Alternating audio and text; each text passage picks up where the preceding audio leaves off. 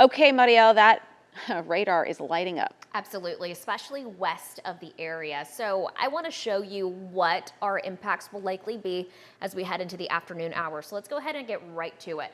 The Storm Prediction Center still has the Metroplex under an enhanced risk for severe weather. That is a level 3 out of 5 for the likelihood of strong to severe storms. That means the more east that you are, especially along and east of I-35, the more likely you are to encounter one of these strong storms. If you are in the slight risk, that is just to the west of I-35, including Wise County, including portions of Parker County, that's a slight risk. That's a level 2 out of 5, and even a smaller risk the more west you are.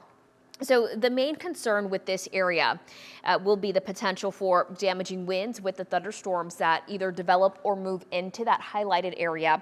The potential for large hail. We are expecting that tornadic threat today as well. This will be mainly east of Interstate 35. The flood threat is there as well. It's not as high because this looks to move pretty quick, at least what models are indicating, once it actually develops and moves through the area. So here's a rough estimate of the timing. As we approach, say, 12-1 in the afternoon, we have what's called a really strong cap in place. We have a lot of cloud cover, which works in our favor. It's going to limit storm development. But once it breaks, which models are indicating sometime around 12 or 1, we'll notice thunderstorms mainly west of I-35, just on the west of this, along what's called a dry line. That's going to push more towards the east. This is now Friday around 2. We notice these storms along I-35. This will continue to move from west to east. Look at this. This is now showing portions of the Metroplex under this around 3, around 4. I know a lot of us definitely had plans to be out on the road around this time. A lot of rush hour, maybe picking up kids from school. This is going to be a potential hazard for us if you're going to be out on the roads, not just because, of course, of the wind threat, but it'll be difficult to see. This rain will likely come down pretty heavy. The threat does exit at least the Metroplex late in the afternoon, evening time, and it clears out overnight. Right now, though, there are no watches, no warnings in place. This is what we're looking ahead to. Right now, there are storms just to the west of Haskell, closer towards Wichita Falls. That is what we're looking at. Those storms are what will likely move into the area here within the next couple of hours. So we have time to prep and track this.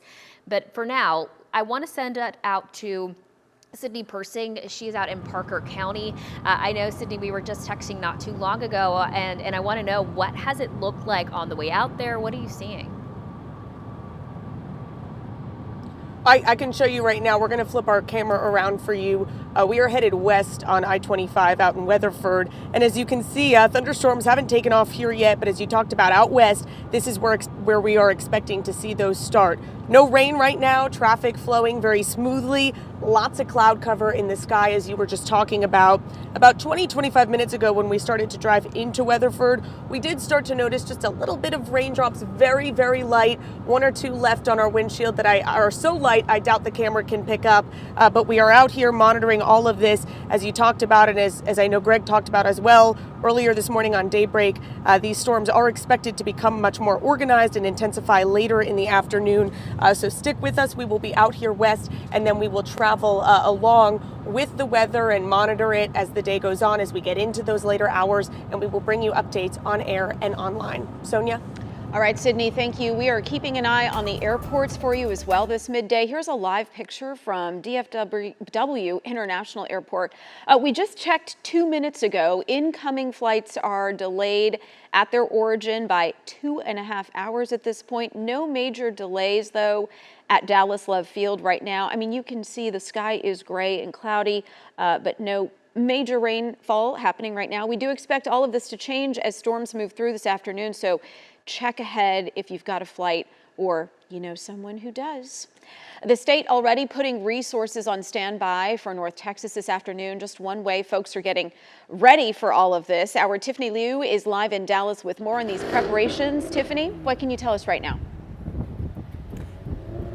Yeah, well, Sonia, we're actually outside of an early voting location right now, and you can see that there's clouds in the sky. It's a little bit windy, but a little wind never stopped anybody from early voting. So today, actually, let's talk about early voting first. Today is actually your last day to early vote. Polls opened at 7 o'clock this morning. They actually close tonight at 7 o'clock. But with that potential weather, it may be a good idea to plan your voting around Mother Nature. I'm going to leave the forecasting to our meteorologists. But Sonia, like you mentioned, the governor has already activated state emergency resources ahead of time. And that means the Texas Division of Emergency Management, as well as other agencies, will be on standby, ready to go if storms are severe. So that gives you an idea of what authorities are expecting today to look like.